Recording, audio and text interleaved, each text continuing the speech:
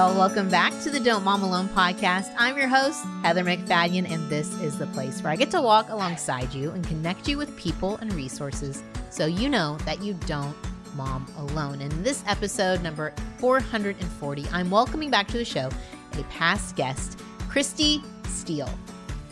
Have found a group that can really help sort of kind of what you talked about in a previous episode, take that overwhelm, which is based from like fear of, I don't know, to a little bit less overwhelm and understanding and kind of getting a better picture of how that fits into your family. You know, If we're going to talk about college, what will that cost? So Kristi came on the show episode 39. That's right. 401 episodes ago. She was on the show talking about what she was doing at the time. She was the COO of Work of Worth International, where she was connecting artisans with consumers to help bring freedom to women who had been in sex trafficking, children of injustice, and those in poverty. Well, now she's doing some more freedom work. She is helping parents of particularly international students, whether they're there because of missions or diplomats, connecting them with the American college education system, universities, and how they can apply for financial aid and just the whole process of applying to college. And today she is helping us. She has so much wisdom, so many practical tips. And if you are in this stage, I hope this is helpful. I understand that not a lot of you are in the college application process. Once again, this is where my selfishness comes out. But I do think that this is going to be helpful. So tell your friends, if you have mentors, if you have other friends that are in this stage, to come and listen and get connected with Kristi. We are going to talk about all the things about applying, all the changes to FAFSA this year coming up, what you need to know, how to take advantage of what you can do now so that there is more peace, so that we can be good stewards of our finances, and so that we don't discount an educational journey for our kids just because of the cost. So let's get right to it. Here we go. Kristi, welcome back to the Don't Mom Alone podcast. I don't know if you know, we rebranded since 2014. I mean, I just looked it up, episode 39. Okay. And you're at like episode 10,000 now. No, but yeah, we're in the 4 somethings. So welcome back. Wouldn't it be cool if this was episode 439 and you were like exactly 400 episodes later? I don't think it is, but Thank you for joining me. And you've done, back in the day when we talked and now where you are is you're in a different industry field. As moms, we are always growing and bending, and God's assigning us to new spaces. And when you reached out to me, you had me on your podcast. It was so interesting to me what your role is now and how you are helping parents. And so we decided this would be really helpful, and selfishly for me, for the parents who are launching kids into college. So tell people real quick where you work and what your role is in this world right now beyond being a mom. You do have kids. Yes. You can tell people about your kids too. Yes, I have 2 kids in high school, so I'm not talking about anything that isn't applicable to our family as well. When we met so long ago, I was doing international business with a group that brought women out of exploitation into employment. And using that international business, a Christian university, hired me to do international and missionary kid recruiting, which was really fun. They felt like they could teach me the admissions part, but the international cultural piece was a little bit harder to teach. And they were right. I grew up overseas, and so it was a lot of fun. But in the process of that, I really realized that a lot of families, there were just things that they didn't know. And so after almost 5 years, I left to help international students and expat families. So that's like missionary, diplomat, foreign service, really cross this bridge of like, if you don't have a high school counselor or your high school counselor is too busy. My kids are at a public school and there's 2,000 kids there. Yeah. And I have international counselors that'll tell me, I only had 1 hour with our students this month. And I feel really guilty. And I'll just smile and tell them, well, my kids have 15 minutes a year. So I think you're doing okay.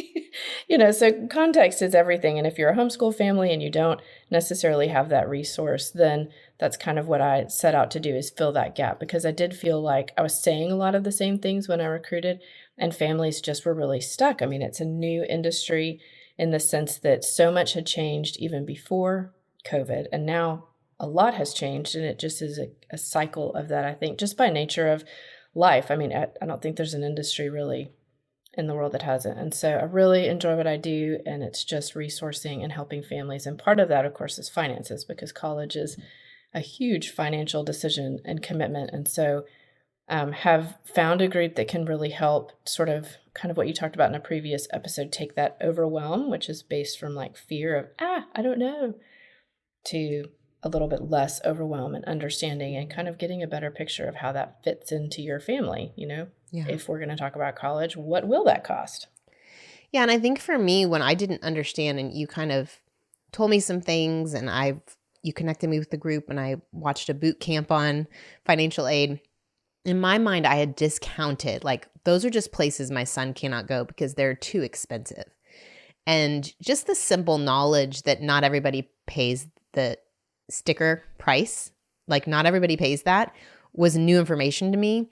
And so one of my hopes in this is to equip parents that our goal being for our kids to be at the places God wants them to be, to do the things that God's planned for them to be, not for our own like trophy kids, but just to set them up, because we want believers out in the world in places where they can shine lights and they can use their gifts and talents. And so that's like big picture on my hope of you coming on here. But then just really like brass tacks, like, since parents don't know, just talking in general about financial aid. So your kid's applying to colleges, you're seeing how much it costs for tuition, room and board, etc. And it's like, okay, how do we cover this? And so kind of talk us through, what is financial aid in general? Well, one of the things to keep in mind when we consider financial aid is that a lot of what we'll talk about today does not apply to selective schools or Ivy League schools. They have a completely different process, and they don't typically grant in the way that, say, the other 2,400 schools in the U.S. do. So if you're looking at Ivy League, like, that's its own conversation. That's its own conversation. Okay. But, a good many families may apply to one, but they also apply to others, or I hope you do. Yeah. I mean, Ivy League should be your reach school for a lot of families. And if it's not, then, add another one in just for fun. Yeah. If no other reason. And that was what you just said, reach school. That was new language for me. If you're a parent of a junior or a sophomore, this concept of like, this is a school that we're in the smaller percentage of getting in based on GPA scores. And then there's like I don't know, what do they call a guarantee school, or like, what are the three categories? There's a reach, reality, and then, pretty much guaranteed that, Okay. You wouldn't have any issue getting in. Yeah. And all of that language has to do with your being admitted into the school, not your financial position, which is a reach for all of us usually. Yeah. But it's your admission status. Is it a reach to get into Harvard? It would be for me. Is it a reach to get into, Brown? Probably. Is it realistic to get into a state school? Yeah, I think so. Is it realistic to get into a private Christian school? Most likely, unless you just have a horrific GPA. And even then, like guys, I've seen a lot of stories and a lot of kids, and you can land somewhere.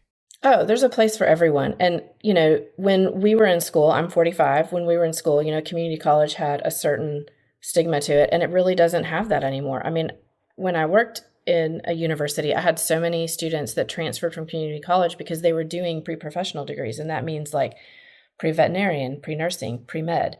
And it's cheaper to do your prerequisites at a community college, where if you are eligible for a Pell Grant from FAFSA, which we'll talk about, then a lot of times those costs are covered. But it's much cheaper to do your prerequisites there than at a university, and you can transfer in and then do your core classes for that particular pre-professional degree there. And so, if you're a student that they know they want to do med school, they know they want to do law, they know they want to do, veterinary school, then that's a good thing. And I mean, I think there's not a single person, no matter what your faith system is, that doesn't appreciate stewardship.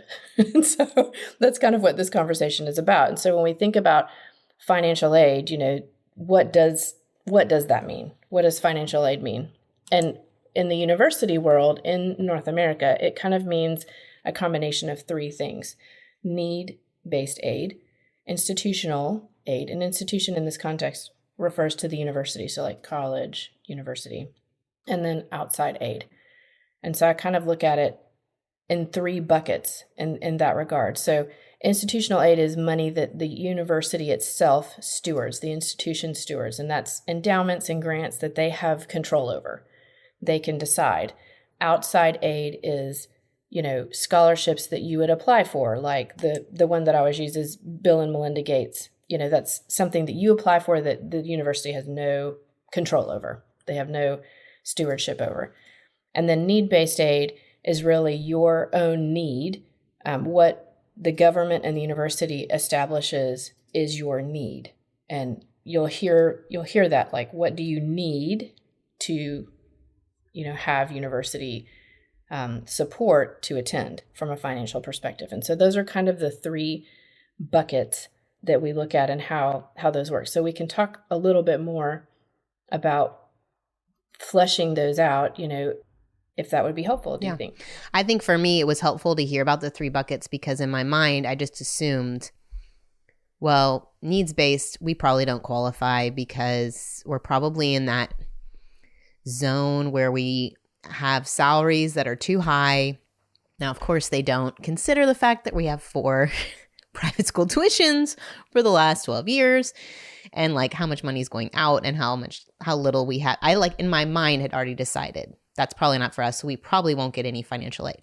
But it was really helpful to hear. Now, there's other sources and other qualifications. And what I'm finding out is when you get admitted to schools, they look at like your ACT score. And if it's in a certain range, there's sometimes like an automatic, you get this amount of money just for getting that score.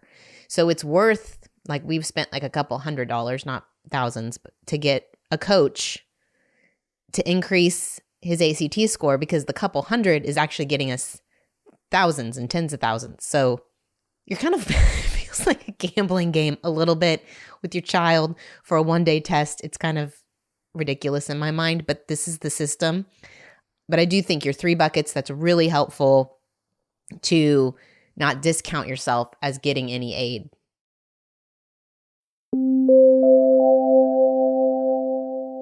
Okay, y'all, I have the coolest sponsor to connect you with. It's 7 Weeks Coffee. And you may be wondering, what 7 Weeks Coffee? Well, it is a pro-life coffee company with the simple mission of providing world-class coffee and donating 10% of every sale to pregnancy centers. In their first month, they sold $8,000 worth of coffee and they were able to donate $800. And they thought that was the coolest thing. Well, in just 2 years, their coffee movement has gone nationwide.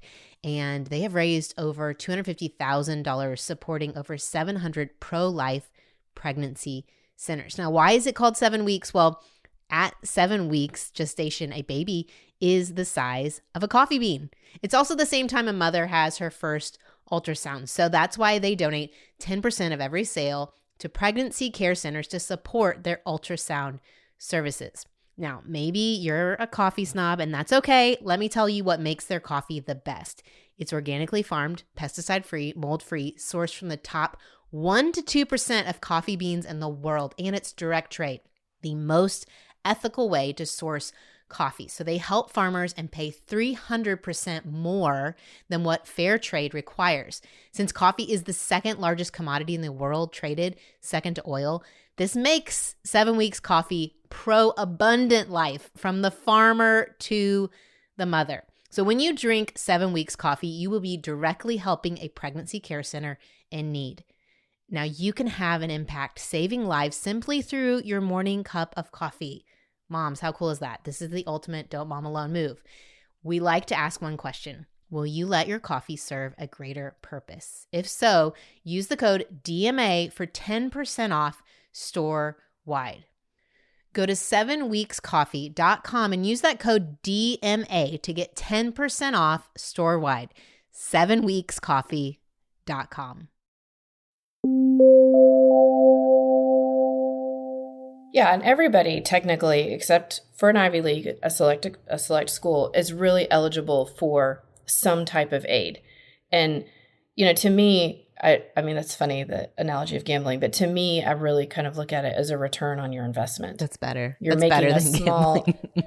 investment. But I mean, it does feel like a gamble because Yeah. it is a risk. Yeah. If we do this, will it equal this? And, I have students that tell me, like, I'm not a good test taker, therefore I'm not going to take the SAT or the CLT, the classical learning test, if you're a homeschool family. The ACT, that's just, it's too much. And for a lot of students it is, but, we live in this great day where a lot of universities don't require that for admission, but they do require it for some of their scholarships. And so if you're on that line, if you're a sophomore, junior, senior, and you're thinking, I'm not sure if this is worth it, then I would really consider it, if for no other reason that you don't want to be in your senior year trying to register for the test in October and the dates are full, or your deadline for the scholarship is December 1 and you're hoping that your test scores will be in time. Just take away that pressure. And it is money. It's money to take the SAT. It's money to work with this partner that I'll talk about. But, the return could be, $5,000, $10,000, $15,000. And so the great piece, I think, about the entire U.S. system is this portion of it, that, when you apply for college, you are applying for the admission, but it also puts you in the pool for scholarships. So let's talk about that a little bit. And that kind of goes in the institutional aid bucket a little bit. And what I like to say is that if you can, kind of concentric circle all three of those, the center, if you're able to access all three of those, the center is your sweet spot if you're able to get to all three of those. But the three being needs-based, institutional, and outside aid. Yeah, if you can get a little bit of each of those buckets, then, that's kind of your sweet spot in the center. But when you apply for college, and if you're a student or if you're a parent and you're listening, it really does two things. It tells them about you, and that's why they require what seem to be superfluous things like an essay and a letter of recommendation. You're like, why? This is so much work. And it is, but they really want to know you beyond just your transcript, beyond your grades. And this actually helps you because this process, the just beyond your grades, is what helps them give what's called merit-based aid. And that's aid based on, perhaps your test score, if they require that, your transcript, your letter of recommendation, your essay. It's who you are, because most schools are looking to award or reward you for you. And so not all students are, heavy academics. So then what do? They award like community service or leadership awards. And so for a lot of financial aid letters, you'll see, you've qualified for the McInerney Scholarship. And it's like, some person named McInerney that passed away and left an endowment, and they, have an academic endowment. Or you've qualified for the Macintosh Scholarship, and it's, community service, leadership based. And so they have the ability to grant awards, and grants are money that you don't have to pay back. And so you always want that kind of money that you don't have to pay back. It's not a loan, and it's not something you have to pay back. And that's the school's discretion to do that. But your application is in some ways a scholarship application. And so if you're a student and you're like, this is a pain, I don't want to spend an hour doing this. Well, let me tell you guys, I don't think in my lifetime I will ever make $10,000 for an hour. Yeah. So consider the return on your investment, that if you have to spend 2 hours and it yields you $10,000 or $15,000 in scholarship just for who you are, that's totally worth it. Or do you think, like, I know some people who will hire people to help with the application itself and writing the essays, like that could possibly be worth the return on investment if it's like you're having a hard time kind of coming up with a story. I've heard it's like a marketing document of how you, the child, are going to like become this thing, but in order to become this thing, you would love to partner with this school so that you can, like, you're telling this story. Like, this is what I've done to this point. I would love to partner with you so that I can now become this thing. And so if you're having a hard time coming up with that story, it might be helpful to have an outside perspective who can ask questions. And yeah, I always encourage students to have at least one or two other people read it, whether they have a college like admissions background or not. And there's some universities you can ask the admission counselor to read it and give you feedback, and they'll do that. So, always ask the question, if you feel like you need help with your essay, there's a lot of resources. I've got a couple on my site that will help you with that. Schools, universities are looking for two things. They want to know how you're going to consume, like, what are you taking from us? Obviously academics, probably social life, probably maturing a little bit, hopefully mentoring. And then they also want to know how are you going to contribute? What are you going to give us? How are you going to be an asset to the school? And so that's kind of what that essay is. Why us? Like, why are you choosing this university? But then why are you interested in us? What are you going to give to us? What do you bring to the table? And the best essays, really are, in my opinion, ones that tell a story that is unique to you and gives the perspective of how it felt in that experience. And nobody can deny how you feel. Mm-hmm. But there's a lot of opportunities to review those things and have, submit your best work. And that's really what you need to do. I mean, you don't need to make it somebody else's work and get help with your application in that way. But well, I think it's helpful to know that it's beyond just admission that these things are for. Like, I don't know that I even knew that until going through it, that this is part of the scholarship process, is even all of those things, the letters and the essays. So what else do we need to know about these buckets? So that's a piece of it, is that your application can actually yield you scholarship. And then, the FAFSA is the second piece of that. And that's, this is intimidating. These letters are intimidating. FAFSA. That's right. And it stands for the Free Application for Federal Student Aid. So it's related to your taxes, which, most of us have or should have.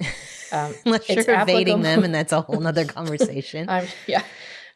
It is you're eligible for it if you are a U.S. citizen or permanent resident. So if you, like, I have families that, the parents are non-U.S. citizens, but their student is, and they're living abroad, they're teachers, there's a bunch of circumstances there, kind of like your parents, they were in Costa Rica, they were expats. Yeah. And when you have that eligibility, you've paid into the tax system for a while. And so the goal is for you to use that application or another one that's not federally based. It's called the CSS profile, and that's run through College Board, who does the SAT.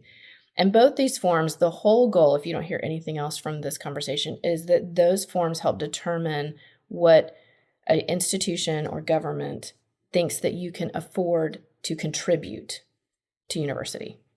And so the FAFSA is a big deal because it determines your eligibility for a Pell Grant, which is free money. And if you're eligible for the full, it's like $7,500. That's a lot of money. That's half your room and board. And it also gives you eligibility for special priced loans. And it also gives you eligibility for federal work study, which may not sound like too sexy of a thing, but if you qualify for that, then it doubles your employment options on campus, because you have two types of employment options. One is federal work study, which is funded by the federal government.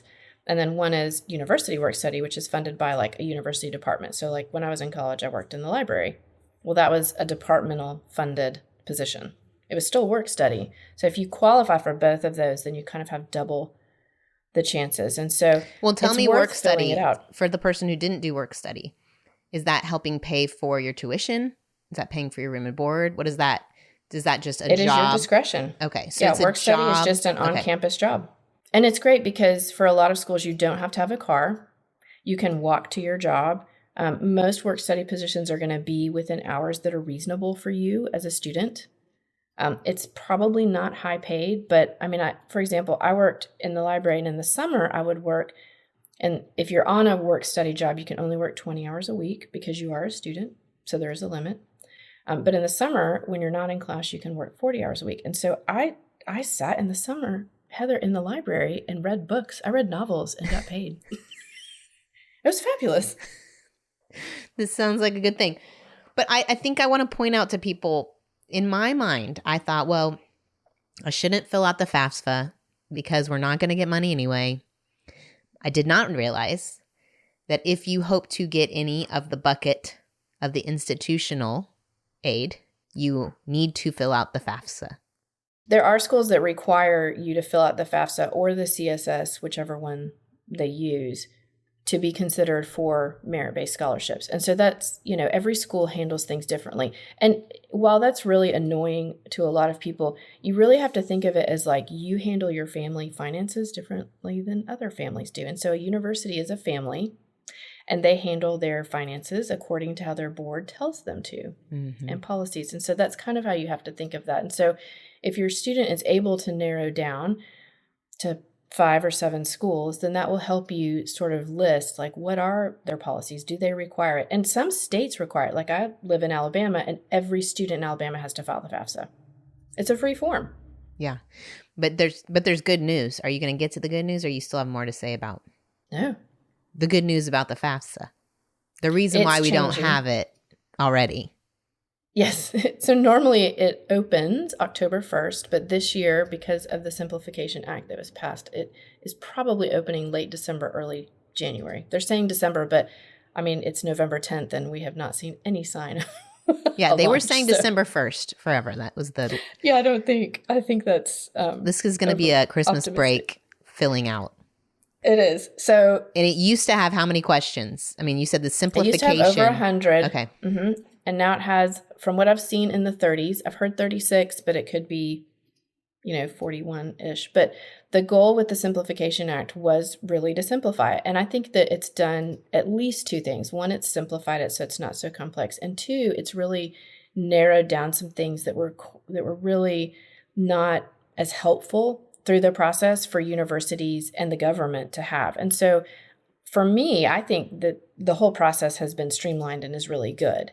And most of the changes are fantastic. So if you want to jump into the changes, we can do that. Yeah, let's do it.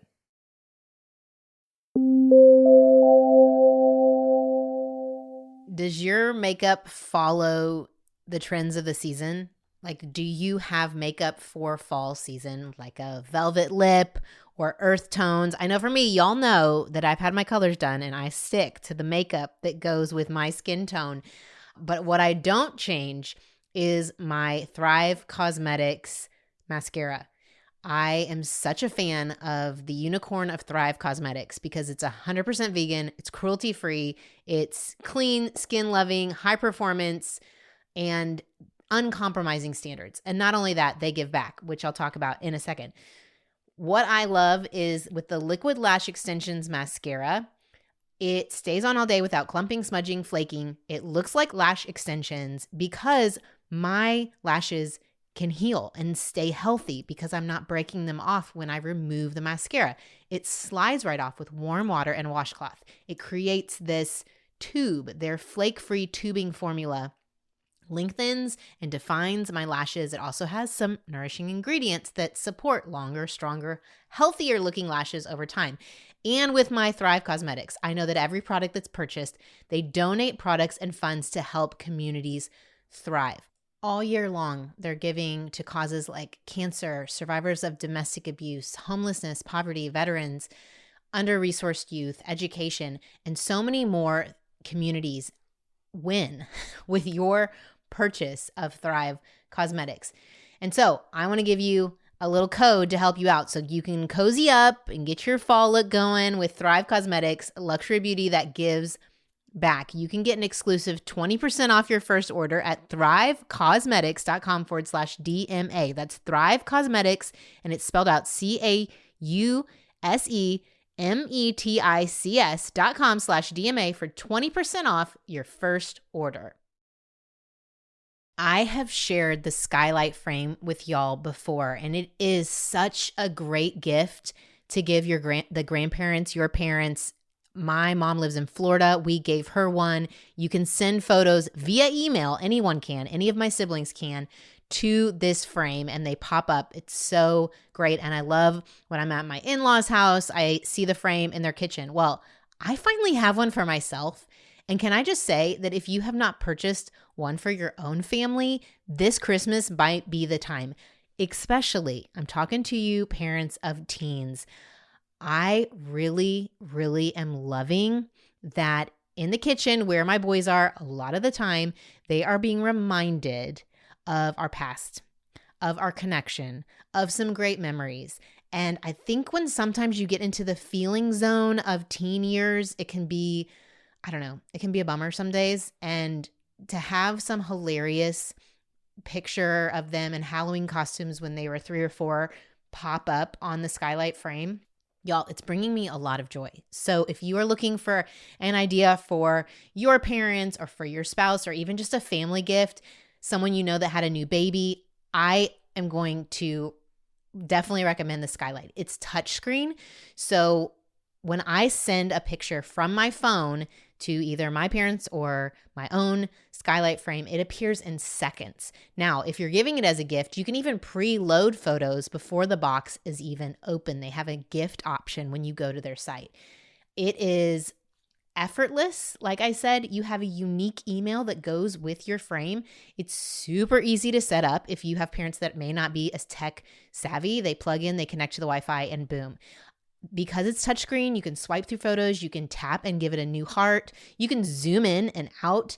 It looks really beautiful. They have so many new color options. They have black, white, silver, and have a new poppy color, which is like an orangey red, and gold. And I think it's helpful. They have an app, a free app that you can send and scroll photos through. Satisfaction is guaranteed. Because they are confident you're going to love Skylight, and I am too. I'm confident you're going to love it. They have a 120-day return. Over 1 million happy customers, thousands of 5-star reviews, and it's available in over 30 countries. You have got to check this out. So there's a special limited time offer for our listeners. You can get $15 off your purchase of a Skylight frame when you go to skylightframe.com/alone. To get $15 off your purchase of a Skylight frame, just go to skylightframe.com/alone. That's Skylight Frame spelled out SKYLIGHTFRAME.com/alone.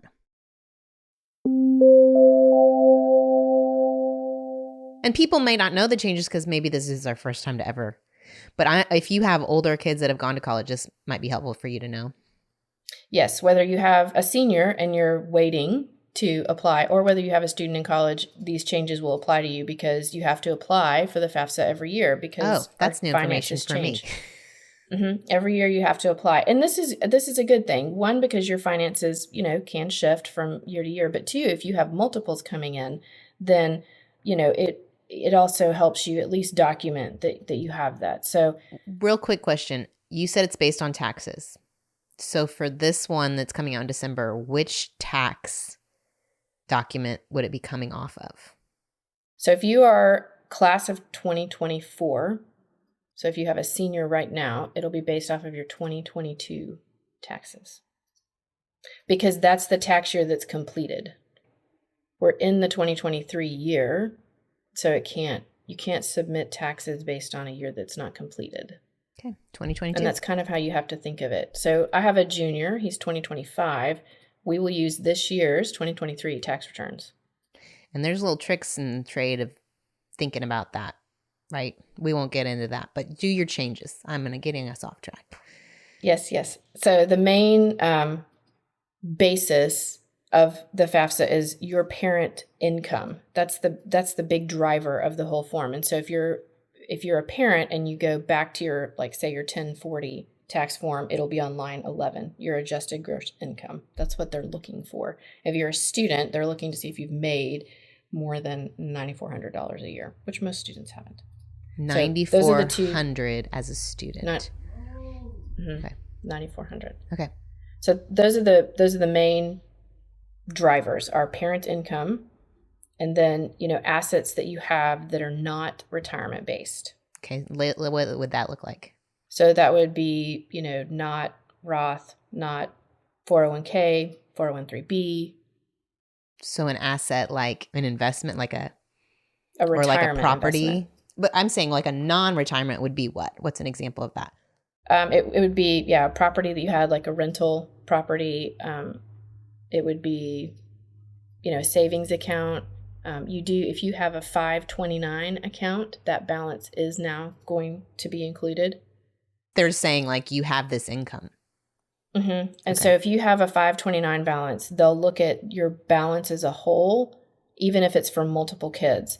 I've been in several webinars now that have talked about this, that one of the biggest changes that is a little confusing is that they're not accounting for multiples, in the sense that in the past, if you had, say 2 kids in college, they would account for that and make adjustments, and it would affect your eligibility positively because you were obviously paying for 2.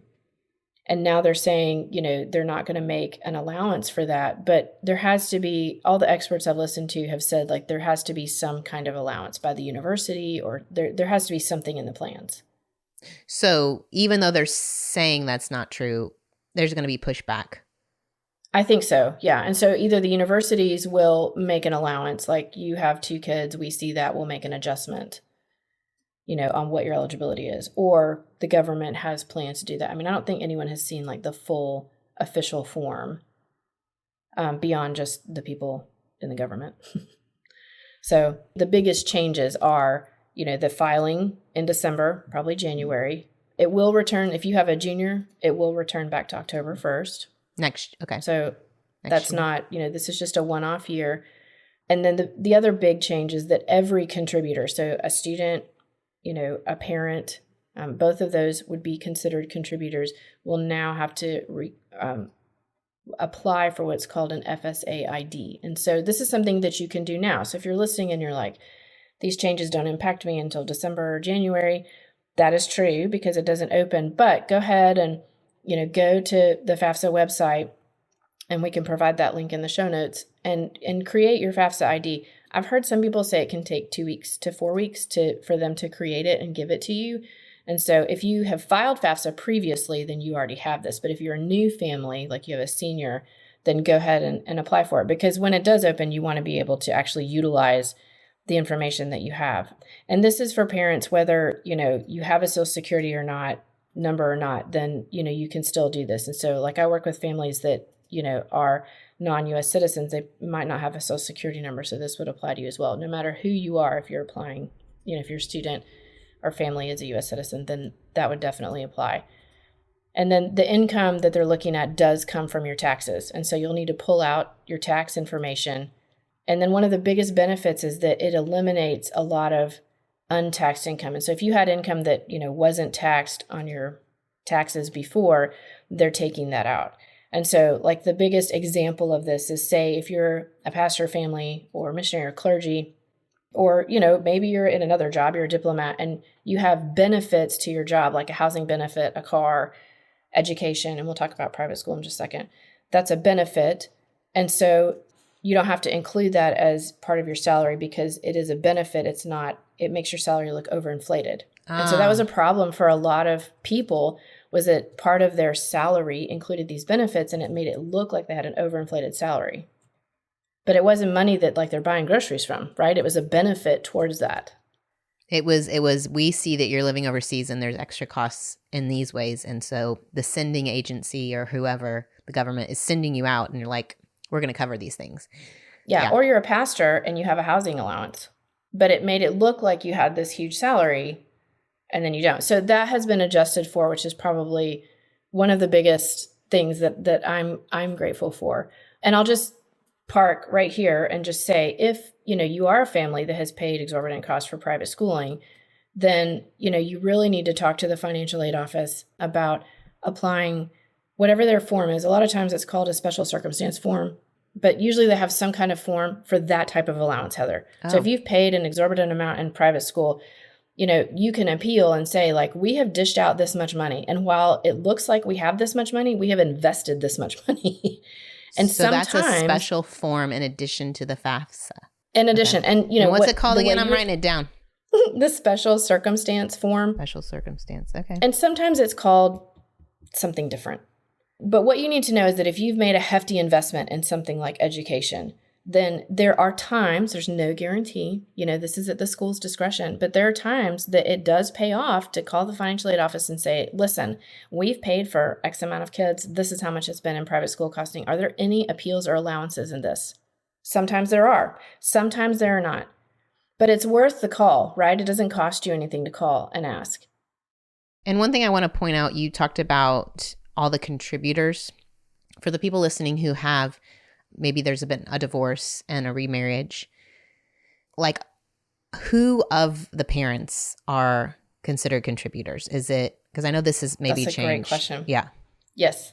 So I have that in like who's impacted by these changes. So low income families are some that are impacted in a positive way. If you're a business owner, they're changing some of those rules. Usually it's for people that have 100 employees or more. They get a positive. Mm-hmm. Okay. It'll be better. Okay. And then if you have a child in college, we kind of talked about those changes. And then for divorced families, there are some pretty hefty changes. So I'm divorced and remarried, and that impacts me. And the biggest change is that in the past, whoever had the most custody time, if you were split 50-50, or contributed the most, was the one that filed. And you both had to file, but they were the one that was kind of responsible. And the changes now, from everything that we've read, it is saying that whoever has the biggest salary, whoever contributes the most to the child, and only one parent has to apply. Interesting. And so, like, you know, if you're not sure how to do this, and I'm just going to say this because I'm not assuming that every family operates well together after they've split. You know, if you are like, well, they're not going to disclose how much they're making, and I'm not going to disclose how much I'm making, the best thing to do is find a third party, a mediator, your attorney, somebody, turn those in, and then the attorney determines who's making more, and nobody's finances are at risk. Because what you just need is someone to say that's, you know, a non-biased party that, Dad, you need to file, or Mom, it would actually be more beneficial if you file. Yeah, it's good. It's very helpful because this is a very common, and I'm glad they made these changes because, yeah, that can get complicated. It can. And I think, I mean, there's very few things. The multiples thing is probably the only one that I'm like, if you have two in college, you should be compensated or acknowledged for that. Yeah. Yeah. But I mean, for the most part, I think the changes have been very positive. And so that's kind of who's impacted the most. And then, you know, the changes I think are beneficial for a lot of different populations. You know, I think they've made it easier. Yeah. Talk about that. Like why the simplification? I've heard a little bit of the reasoning behind it, but I'd love for listeners to know that. Well, it was really cumbersome. You've got all of these questions, and then a lot of families who, because of the questions, really got confused, and then they would get aspects of it wrong, and then their form would get stuck in what's called verification, while, you know, a university had to verify your income in some way or, you know, something. And so then it lengthened the whole process of what your financial aid package could be. And so this has simplified it a good bit so that, you know, the information they're asking is very straightforward and in many ways is just not as complex. Like, I don't want to say anyone can fill it out because tax forms are just really complicated. Like, I hate all of the words that have been said so far. I get so, no. I was a biology major. Okay. Really? Like, yeah. Let's talk about mitochondria. Okay, not, you know, assets and all that jazz. So you asked about this, you know, what if you don't qualify? What if you think like, I make too much money? I don't want to qualify for this. So I kind of have two answers to that. One is I work with this great MyCap College Aid Pro, and they're fabulous. And you can look at 3 schools for free and just see like, what would your SAI, Student Aid Index, and that's the result of the form. You know, what is your student aid index? And that's a number that the government will kind of use to say like you're eligible or you're within this range of eligibility for things. And it will give you that. And it's not reported, so you can play with it. You can add money from grandma. You can take money from grandma out. If it's in your tax form, it's in your tax form, baby. I can't change that. I have people that are like, should I move this from savings and give it to someone else? I'm like, too late. I can't answer that question. It's already reported. But if you have a junior, these are things to do in 2023, right? Well, it'll be this year. What I'm saying, sophomore. Like these are things like if you're thinking ahead, it would be helpful to be like, oh, this is the tax. Yeah. And so if you're in that position and you're not sure, I have a resource for you that they're experts in, and it's very worthwhile. So we'll get to that in a second. But if you're asking yourself why would I fill this out? I'm confident that I don't qualify. I think, you need to remember kind of what we talked about in the beginning, and that's that your student qualifies on who they are. And so if that form is required for them to be considered for scholarship, merit-based aid, or like an honors program or some kind of scholarship, then fill it out. You may not be eligible for federal aid, but don't, hamstring your child's potential by not being eligible for other scholarships. I heard someone say they didn't want to fill it out because they don't want the government to have all that information or the college to have all that information.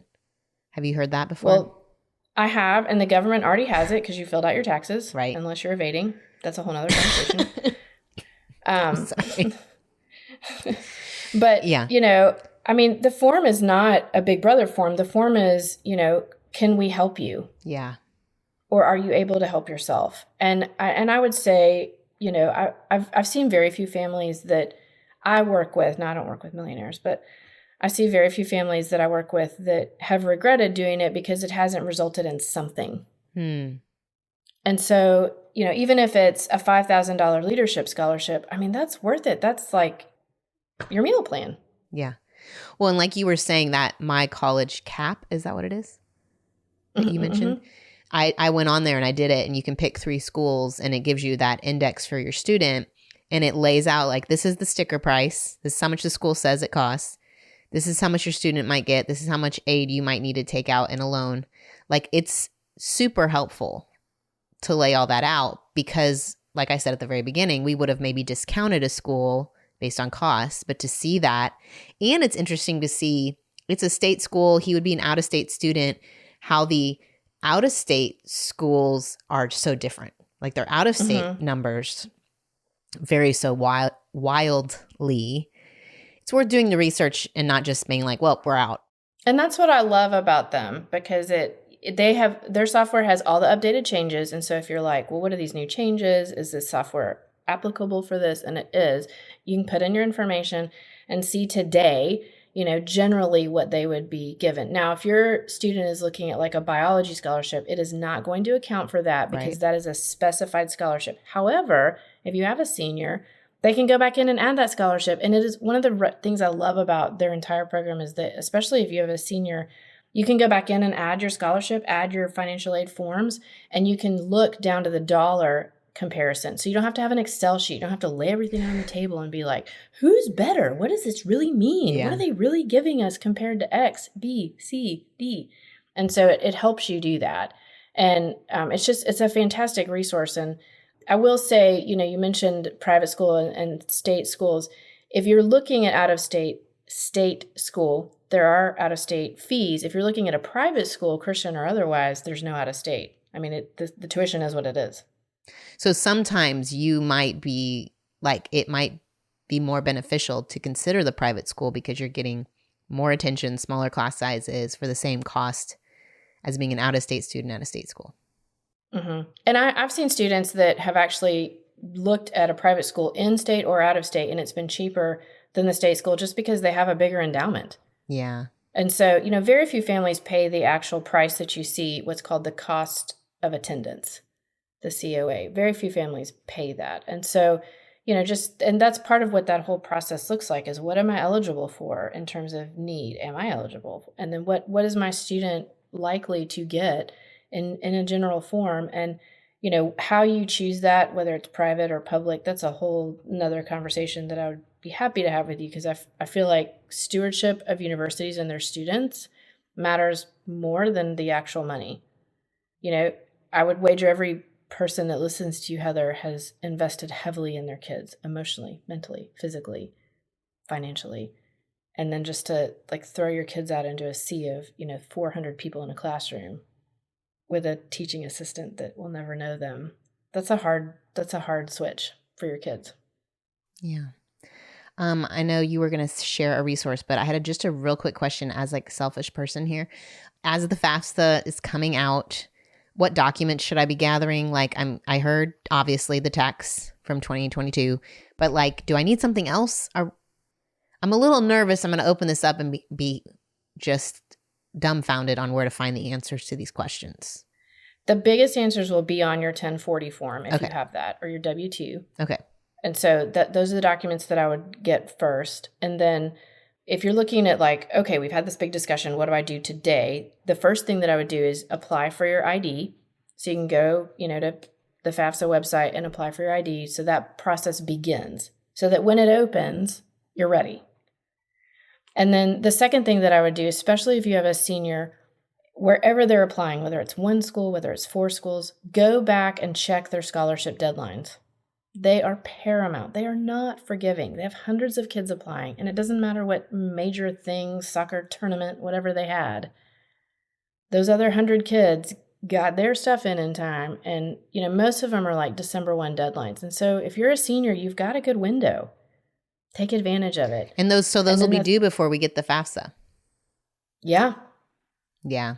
This is important. And it's a tricky thing, scholarships, because a lot of schools, this is kind of a chicken and the egg thing. This is like one of the secrets of financial aid is that when you're looking at scholarships, a lot of schools have what's called rolling admissions, which means, you can apply in March, which is great.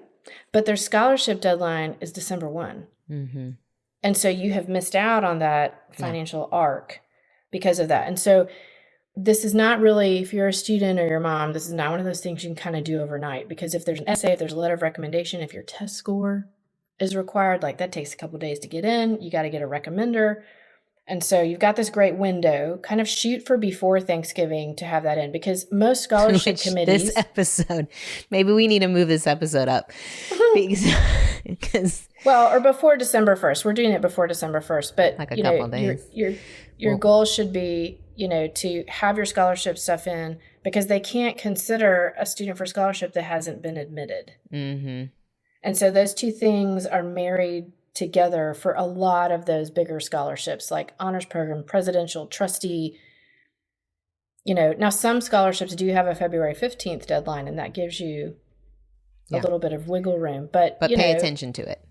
But pay attention to I will say, as a parent, we're like, I think we're coming off of the, oh my gosh, he finished all the applications. Phew. Yeah. And then all of a sudden I thought, oh no, we need to figure out the honors ones and the scholarship. So yes, take a little breather and then get back into it. Yeah. And it's an easy thing. If you've applied, you know where you're going, in the sense of like you've selected your schools. And so go back and look at their scholarship page. There's usually a landing page just for that. Troll through and go, am I eligible for, I'm not a biology major. Okay, bink, that's not for me. Or, the President's Scholarship, this is beyond my GPA. Bink, that's not for me. There's a very easy way to, cut those out. Yeah. Okay, you said there was a resource. Was it the My College Cap, or is there something else? Yep, My Cap, that's a great resource. You can do 3 schools for free and see what your cost would be if you're, an Excel lover like I am, or you just want apples to apples comparison. You can pay for them to go line by line with your FAFSA for you to maximize it. It's expensive. It's $350. But if you are eligible, or you want them just to look and see if you're eligible, it's totally worth it. And then if you have a student, especially a junior, maybe a senior, but especially a junior that is just overwhelmed by the whole process, then have them check out on my site, The College Project. It's a self-paced course that just helps them look at who they are and what kind of school fits them best. And then the result is, 3 to 5 school profiles, so that it actually develops a strategy for them their senior year. That's awesome. And then you're going to offer some things for our listeners. So you can get 15% off on MyCap for any of those things that are paid. And the code will be in the show notes. And then we'll offer the College Project just for Christmas through December, 50% off. So it's normally 150, so you can get it. Mm-hmm. So you can get it for 75. So it's on my site. Yeah. Okay. You're already spending enough money. Totally. All the time. Food alone. Thank you, Kristi, for being with me and helping me and holding my hand. And I hope that others will connect with your resources and continue to just be like, it's okay. We got this. It is okay. And it's okay to feel overwhelmed. I will say, you are not, just like Heather says every episode, you're not alone. And there's plenty of people that not only will hold your hand, but will hug you. Yeah. Thanks for being with me. Thanks. Have a great day. Okay. There's great links in the show notes, different things that Kristi has connected us with. Make sure you check those out. And I'm going to pray for us. I'm going to pray for this process, this journey, for discernment, for wisdom, all the things. Lord, I thank you, first of all, that we're in a position that our kids can get an education, that we live in a country where that's available. And I pray, Lord, as parents and as students are processing this decision, that you would just cover them in a spirit of peace, that you would help them hear your voice specifically for their journey, that you would help us all be good stewards of our time, of our finances, of our relationships with one another, that we could share information with other parents, not seeing their child as competition of taking a spot, but to say, hey, I'm for the kingdom growing and I'm for your kid thriving. And I want them to be at a place that God wants them to be. And so this journey, I'm linking arms with you for your child to just grow and to be the best human they can be, partnering with God. And so I pray, Lord, that we would be that for each other, that as parents, I pray, Lord, to remove any fear of unknowns, fear of what could come in college, to trust that you go before all of our kids and that you walk with them and that you love them more than we ever could. I pray for just details and burdens, and that you would just help bring comfort to us individually as we go through this process. And if this parent is listening who still has young kids, that you would ease their mind and heart to know that you will provide the grace for their present moment, and they can trust you with their present challenges and future ones. You will provide grace in those moments to walk through them.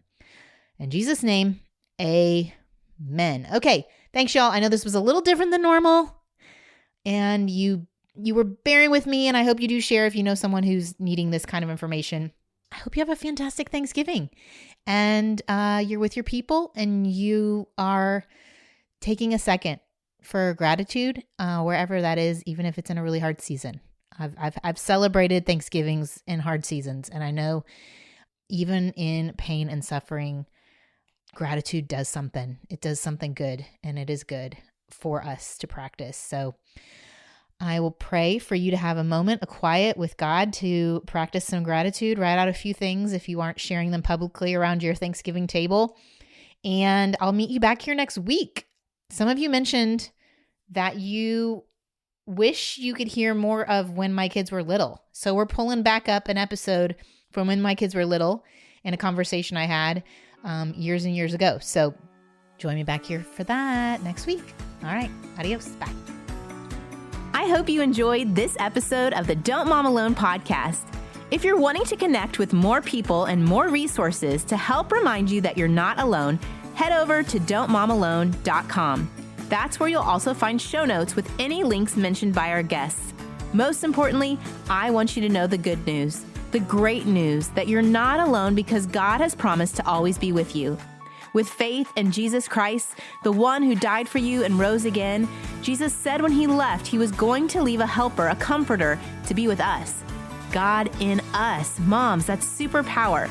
So while you're washing dishes at your kitchen sink, while you're driving to and from work, while you're feeding that baby late into the night, while you're cleaning sticky floors, God promises to be just as present with you as when you're worshiping in a church pew.